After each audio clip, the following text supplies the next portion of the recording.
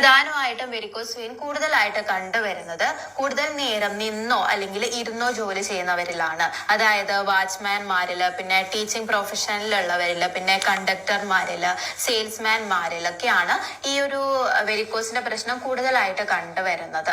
കൂടാതെ സ്ത്രീകളിലാണ് പുരുഷന്മാരെ അപേക്ഷിച്ച് വെരിക്കോസ് വെയിന്റെ പ്രശ്നം കൂടുതലായിട്ട് ഉണ്ടാവുന്നത്. അതിനുള്ള പ്രധാന കാരണം എന്ന് പറയുന്നത് നമ്മുടെ ആ ഒരു പ്രഗ്നൻസിന്റെ സമയത്ത് നമ്മളെ പെൽവിക്കിന്റെ ആ ഒരു ഭാഗത്ത് കൂടുതൽ പ്രഷർ വരുന്നത് കൊണ്ടാണ്. പിന്നെ അതും കൂടാതെ പാരമ്പര്യമായിട്ട് വെരിക്കോസ് വെയിൻ കണ്ടുവരാറുണ്ട്. അതായത് അച്ഛനമ്മമാർക്ക് വെരിക്കോസ് വെയിൻ ഉണ്ടെങ്കിൽ കുട്ടികൾക്ക് വെരിക്കോസ് വെയിന്റെ കംപ്ലൈന്റ് ഉണ്ടാവാനുള്ള സാധ്യത കൂടുതലാണ്. അതുകൊണ്ട് തന്നെ നമുക്കൊരു പാരമ്പര്യ രോഗമാണ് വെരിക്കോസ് വെയിൻ നമുക്ക് പറയാനായിട്ട് സാധിക്കുന്നതാണ്. ഇനി നമുക്ക് എങ്ങനെയാണ് ഈ ഒരു വെരിക്കോസ് വെയിൻ ഉണ്ടാവുന്നത് എന്ന് നോക്കാം. പ്രധാനമായിട്ടും നമ്മുടെ ശരീരത്തിൽ 2 തരത്തിലുള്ള രക്തക്കുഴലുകളാണുള്ളത്. ഒന്ന് ധമനികളും പിന്നെ രണ്ടാമത്തേത് സിരകളും. ധമനികളാണ് ഹൃദയത്തിൽ നിന്ന് നമ്മുടെ ശരീരത്തിന്റെ വിവിധ ഭാഗങ്ങളിലേക്ക് ശുദ്ധരക്തം വഹിച്ചുകൊണ്ട് പോകുന്നത്.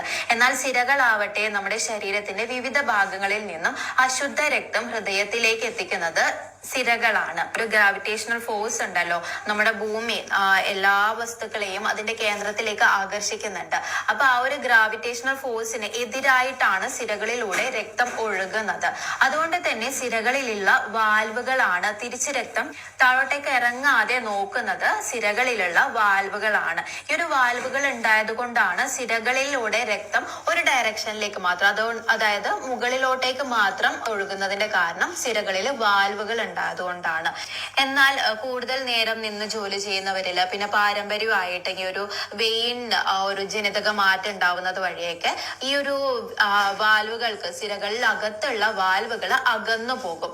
അകന്നു പോകുന്നതിന്റെ ഫലമായിട്ട് തന്നെ കുറച്ച് രക്തം മുകളിലോട്ട് പോകുന്നതിന് പകരം താഴോട്ടേക്ക്, അതായത് ഓപ്പോസിറ്റ് ഡയറക്ഷനിൽ വരാനായിട്ട് തുടങ്ങും. അങ്ങനെ കൂടുതൽ നാള് ഇങ്ങനെ ആ ഒരു വാൽവിന്റെ പ്രശ്നം കാരണം തന്നെ ആ ഒരു രക്തയോട്ടം താഴോട്ട് കൂടി ആ ഒരു രക്തം ഒഴുകുകയാണെങ്കിൽ കൂടുതൽ രക്തം തളം കെട്ടി കിടക്കാനുള്ള സാധ്യതയുണ്ട്. വെയിൻസിൽ, സിരകളിൽ കൂടുതൽ രക്തം തളം കെട്ടി കിടക്കും.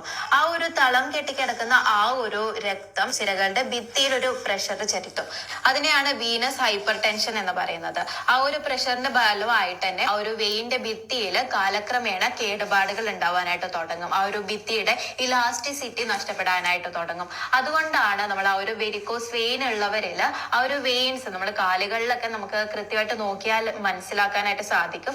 വെയിൻസ് ഒക്കെ ഇങ്ങനെ എന്താ പറയാ, ഒരു പാമ്പിന്റെ ആ ഒരു ഷേപ്പിലൊക്കെ ഇങ്ങനെ വളഞ്ഞ് പിന്നെ കെട്ടുപിണഞ്ഞ് കിടക്കുന്ന പോലെയൊക്കെ നമുക്ക് കാണാനായിട്ട് സാധിക്കുന്നത്. ഇങ്ങനെ ആ ഒരു രക്തം തളം കെട്ടി കിടക്കുന്നതിലൂടെ നമ്മുടെ ആ ഒരു വെയിൻ ആ ഒരു രൂപമാറ്റം വരുന്നത് കൊണ്ടാണ്. ഇനി നമുക്ക് കാലുകളിൽ മാത്രമല്ല വെരിക്കോസ് വെയിൻ ഉണ്ടാവുന്നത്, നമ്മുടെ ശരീരത്തിന്റെ വിവിധ ഭാഗങ്ങളിൽ, അതായത് എടുത്തു പറയുകയാണെങ്കിൽ കയ്യിലെ വെരിക്കോസ് വെയിൻ ഉണ്ടാവാം, അല്ലെങ്കിൽ നമ്മുടെ ജെനറ്റൈൽസില് വൃഷ്ണങ്ങളുടെ അവിടെ വെരിക്കോസ് വെയിൻ ഉണ്ടാവാം. കൂടാതെ രക്തത്തിന്റെ അവിടെ വെരിക്കോസ് വെയിൻ ഉണ്ടാവാനുള്ള സാധ്യതയുണ്ട്. ഈസോഫാഗസിൽ ഉണ്ടാവാനുള്ള സാധ്യതയുണ്ട്. എന്നാൽ കാലുകളിൽ വെരിക്കോസ് വെയിൻ ഉണ്ടാവുമ്പോഴാണ് നമുക്ക് കൂടുതൽ ലക്ഷണങ്ങൾ ഉണ്ടാവുകയും നമ്മുടെ ശ്രദ്ധയിൽ കൂടുതൽ പെടുന്നത്. കൂടാതെ സൂപ്പർഫിഷ്യൽ ആയിട്ടുള്ള വെയിൻസുകളിലും പിന്നെ ഡീപ്പ് വെയിൻസിലും ഇതുപോലെ വെരിക്കോസ് വെയിന്റെ കംപ്ലൈന്റ് ഉണ്ടാവാറുണ്ട്. എന്നാൽ സൂപ്പർഫിഷ്യൽ ആയിട്ടുള്ള നമുക്ക് എടുത്തു കാണാൻ പറ്റും നമ്മുടെ ആ ഒരു തൊലിയോട്, സ്കിന്നിനോട് ചേർന്നുള്ള വെയിൻസിലൊക്കെ ഇതുപോലെ വെരിക്കോസ് വെയിന്റെ കംപ്ലൈന്റ് ഉണ്ടാവുമ്പോഴാണ് നമുക്ക് പെട്ടെന്ന് നമ്മുടെ കാലിലൊക്കെ അങ്ങനെ ആ ഒരു വെയിൻസ് ഒക്കെ പിണഞ്ഞ് കിടക്കുന്ന പോലെയൊക്കെ നമുക്ക് കാണാനായിട്ട് സാധിക്കുന്നത്. എന്നാൽ ഡീപ്പ് വെയിൻസിലാണ് വെരിക്കോസ് വെയിന്റെ കംപ്ലൈന്റ് ഉണ്ടാവുന്നതെങ്കിൽ നമുക്കത് അങ്ങനെ കാണണമെന്നില്ല. കാലിലൊന്നും നമുക്ക് അങ്ങനെ ആ ഒരു വെയിൻസ് അങ്ങനെ രൂപമാറ്റം വന്നതുപോലെ നമുക്ക് കാണണമെന്നില്ല. അത് ലക്ഷണങ്ങൾ മാത്രമായിരിക്കും ഉണ്ടാവുക. കാലില് കഴപ്പ്, പിന്നെ കാല് വേദന എന്നീ ലക്ഷണങ്ങളായിരിക്കും ഉണ്ടാവുക. അപ്പൊ പലരും പറഞ്ഞ് കേട്ടിട്ടുണ്ട് കാലിൽ ഇതുപോലെ ഇങ്ങനെ ആ ഒരു വെരിക്കോസ് വെയിൻ അങ്ങനെ നമുക്ക് കാണാനായിട്ട് സാധിക്കുന്നില്ല. പക്ഷെ എന്തുകൊണ്ടാണ്